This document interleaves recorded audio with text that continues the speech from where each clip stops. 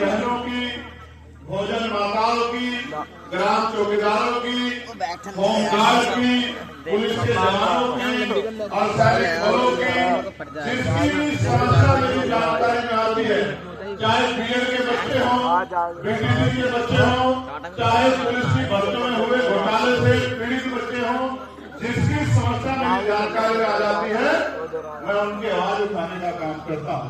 और ये ताकत अगर मुझे किसी ने दी है तो दोनों हाथ लगे ताली बजा के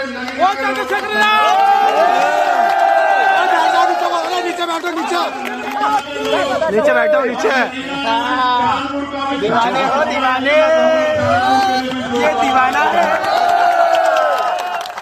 और चांदपुर के साथ बिजनौर के लोगों का भी, इनका भी बहुत बहुत धन्यवाद होना चाहिए, साथियों का भी धन्यवाद होना चाहिए। देखो आप जानते हो तिनका तिनका करके घर बन जाता है और बूंद बूंद से घड़ा बन जाता है। मैं तो प्राइमरी स्कूल के हेडमास्टर का बेटा हूँ, मैं तो एक गरीब परिवार से आता हूँ, गरीबी बेबसी में पला हूँ। मेरी माँ और मेरी माँ, मुझे आज भी याद है, वो खेत से घास लाकर उस घास को से उस हमारी गाय भैंसों को पालकर दूध बेचकर जो हमारे खर्चे में कमी आती थी, उस खर्चे को पूरा करने का काम करते हैं।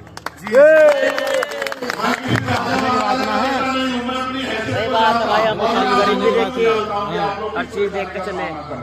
और आज भी इतना बड़ा कर्जा माँ बाप गरीबों को, बेबसों को, लाचारों को इसी तरह अपना जीवन यापन करना पड़ता। और मैं एक और बात आपको बताना चाहता हूँ, मेरे पिताजी खर्चे के लिए सप्ताह में 100 रुपए देते थे।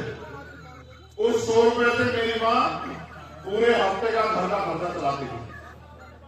मैंने बहुत बुरे दिन देखे हैं, बहुत बुरे दिन, लेकिन मैं दुखी नहीं हूं कि मैंने बुरे दिन देखे। मैं खुश हूं कि उन बुरे दिनों ने मुझे चलना सिखाया, उन बुरे दिनों ने मुझे दौड़ना सिखाया, उन बुरे दिनों अगर वो बुरे दिन न देखे होते तो शायद मुझे आपकी तकलीफों का एहसास ये याद है ना, आराम से। मैं आपको ये कहना चाहता हूं, भैया की बात कितनी अनमोल वचन बोल रहे हो। दुनिया की कोई ताकत आपको नहीं रोक सकती है। मैं आपको बुनियादी मुद्दों पे बात करना चाहता हूँ। जब मैं आपसे 100 रुपए की बात कर रहा था, उस समय 100 रुपए की हैसियत थी, आज 1000 रुपए की हैसियत नहीं है। मैं आपसे 2000 की बात कर रहा था, सन 2000 की। 2000 रुपए में 100 रुपए में हफ्ते का गरीबों का खर्चा चलता था, आज 1000 रुपए में गरीबों का खर्चा नहीं चलता। महंगाई 4 गुना बढ़ गई है। उदाहरण के तौर पर आपको कह रहा हूं, 2000 में आप बेटी की शादी करते होंगे, बेटे की शादी करते होंगे तो 1 तोला 2 तोले सोने खरीदते होंगे। खरीदते नहीं खरीदते सोना? जी। कितने पैसे का आता था 2000 में? 30-40,000 का। 3000 रुपए, 4000 का, 4000 रुपए, 4-5 तोला, 3500 4000 रुपए तोला था। आज क्या भाव है? मिलता था।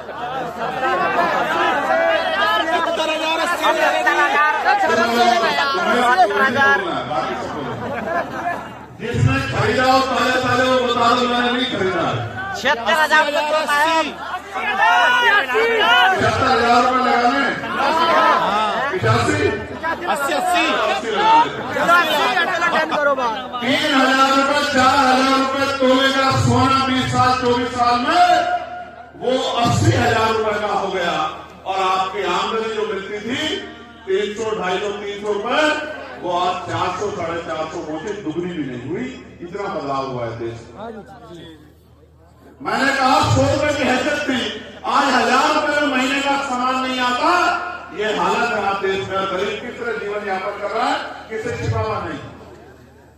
इस देश में हमारे महान पुरुषों ने अपने 4 बच्चों की कुर्बानी देके, अपने जीवन को कुर्बान करके, बलिदान करके हमें इस की जिंदगी जीने के लिए 26 जनवरी 1950 को इस देश में जो संविधान लागू कराया था, वो संविधान हमारा सबसे बड़ा ग्रंथ है, वो संविधान हमारा सबसे बड़ा हथियार है।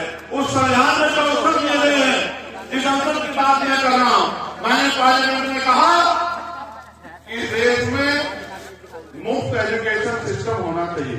जी बिल्कुल होना चाहिए। 1 एजुकेशन 1 नेशन 1 एजुकेशन, यानी कि चाहे गरीब का बेटा, मजदूर का, किसान का, और चाहे प्रधानमंत्री, राष्ट्रपति, मुख्यमंत्री, केंद्रीय मंत्री, राज्यपाल या स्टेट मिनिस्टर, चीफ मिनिस्टर या केंद्र के सचिव का या स्टेट के सचिव का या प्रमुख सचिव का या मुख्य सचिव का या डीएम का, एसएसपी का, दरोगा का, सीओ का, एसपी का, सीओ का, पटवारी का, सेक्रेटरी का, गांव के प्रधान का, जिला पंचायत सदस्य का, विधायक के, सांसद के बेटे की पढ़ाई सरकारी स्कूल में होनी चाहिए, जहां किसान मजदूर का बेटा पढ़ता है।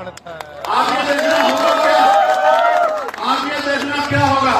जिस दिन ये नियम लागू हो गया, एक ही टेबल पे डीएम का बेटा बैठेगा, बराबर में किसान का बेटा बैठेगा, बराबर में मजदूर का बेटा बैठेगा, बराबर में मंत्री का बेटा बैठेगा।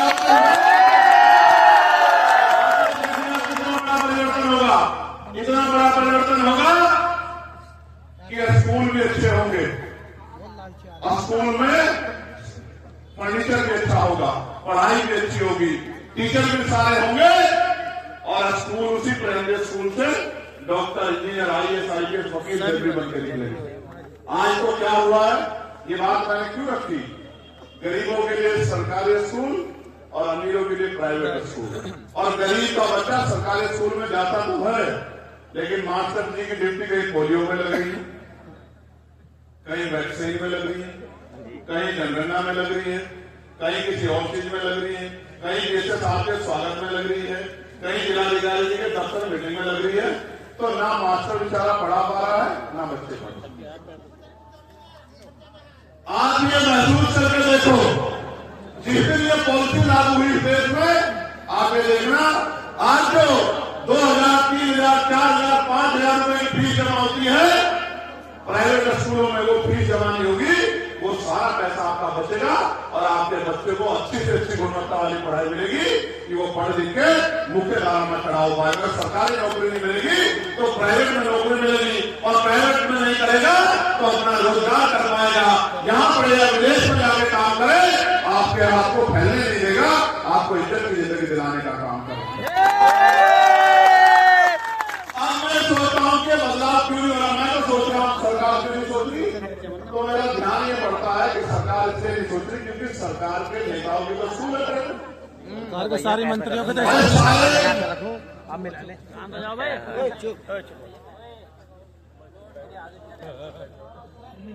अगर सरकार में जो मंत्री बैठे हैं उनके स्कूल में होते प्राइवेट तो वो इसको कर देते, लेकिन जब उनके स्कूलों में बात आती है अपना नुकसान थोड़ा ही करेंगे वो लोग, इसलिए काम नहीं होगा। लेकिन अगर ये काम हो गया तो आप समझते हैं एजुकेशन क्या है? आपके पास दो हथियार हैं, एक एजुकेशन, दूसरा वोट।